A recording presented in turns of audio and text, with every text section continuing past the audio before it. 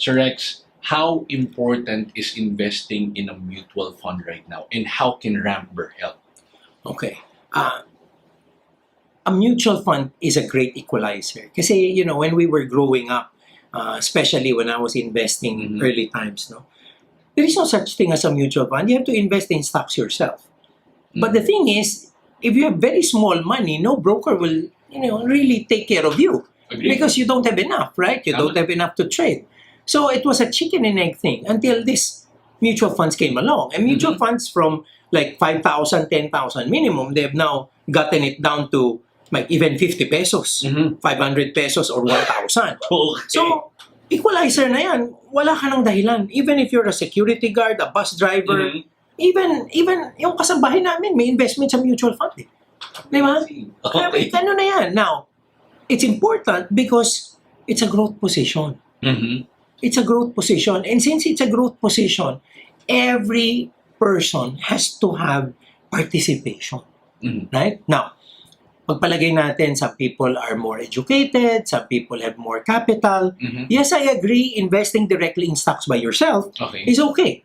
Right? You have the Marvin Hermos of the world, the Call Financials of the world to teach you how to do that. But if you don't have the time, you don't have the acumen, you don't have the capital, 1,000 lang pera mo, magdi-direct stocks ka. Hindi pwede. Right? Hindi pwede, masisira lang tayo dyan. So, for me, I always believe that there is a graduation. Graduation in a sense that people start with certain basics, begin to learn, and then once they're up and running and they have a base, then they can, let's just say, diversify with direct stocks, with even offshore investments and all that.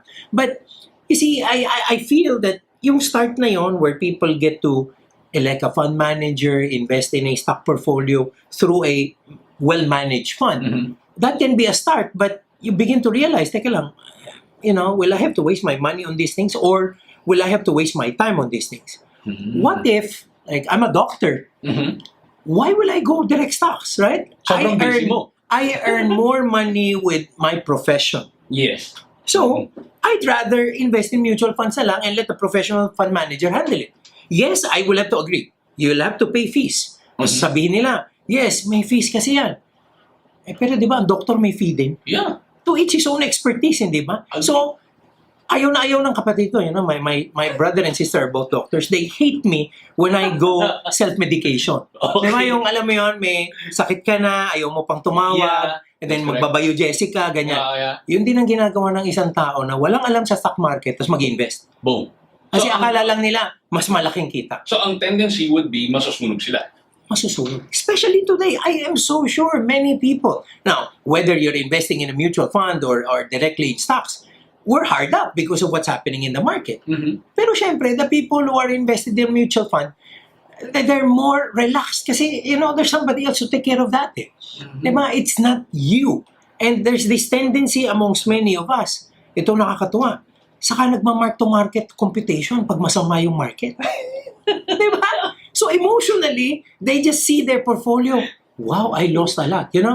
If I do this today, I'll tell you, I've lost a lot. Oh. I've lost a lot. On paper. On paper, yeah. Pero why will I do it? Di ba, pinahirapan mo lang ang sarili mo. Parang sinabi mo na, okay, start of the year, my balance was this. By this time, ganito na kasi bumaba yung market. Why do you do that? Why? What does that mean? Dapat pala, end of the year, binenta mo lahat ng stocks mo. Tapos binili mo ngayon. That's the only time you can really get that number realized, right? Sell everything, buy everything. Do you really do that? No. So, why suffer? Why go through that emotional distress of thinking, I lost this much? It's psychological. It's always a matter of perspective, di ba? Ako, iba yung perspective ko. Okay, boom, andito tayo. When was the last time Ayala Land was at 16 times earnings? 2008, when it was 5 pesos. Oh man, that's really... If you enter there... Exactly. So, isn't that the same opportunity the market gives you today? How Ramber can help a lot of people right now in terms of entering the market? Kasi nga, again, when I was a lot younger, we don't have these mutual funds. I had to start investing directly, but I had to set aside big money. Yes. Because yes. no broker will attend to you if you don't have that much, right? That's correct. That's why I call the mutual funds what I call the great equalizer. Because mutual funds and stocks, accord that opportunity at 1,000 pesos. In fact, 500. In fact, even $50.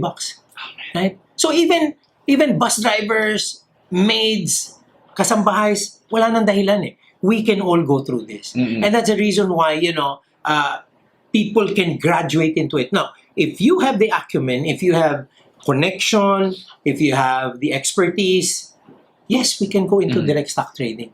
But if you're not there yet, I'd rather we graduate into it. Let's make it gradual. But even then, some people might not even think about doing direct stock investing because they have other professions. They have been trained in other aspects where they can earn more money and let the fund manager do it to each his own expertise. Kasi di ba, parang I can drive, but why do I employ a driver? It's because when he drives, I can work at the back. I can, You can focus on your cash cow. Yeah. Right. And that gives me more than driving. Tama. So, ganun din ang mutual fund. Parang doktor ka eh. Di ba? Manggamot ka na. Agree. So that your money, can be handled by someone. Yes, I agree. The negative that a lot of people always push, may fees ito. Pero di ba may bayad din yung sweldo ng driver? You can also, the doctor needs fees as well, physician's fees, right? So, to each his own expertise. I believe that. And Rapver is in a great position because we can share this idea with more people. And the more of them get into it, the more lives we change. Agree. So you are currently having 35,000 right now, 35,000 clients. And where do you think in the next coming years, what's your target goal? Oh, I've been telling my guys, 35,000, we're very happy with that. No. Because there are 100 million Filipinos. Right? Ang daming kailangan tulungan. I'll tell you, ang kawawa are the masses. Because they don't know much, right? The rich get richer, not because they exploit others. I mean, that's the wrong notion, di ba? Yes. The rich get richer, plain and simple. Why? Because they know what to do. Guys, thank you for tuning in directly to the Driven Today podcast. And please don't forget to subscribe directly to my YouTube channel. That's David Angway, Registered Financial Planner. And click the bell button so that we can go ahead and share with you our very latest episodes.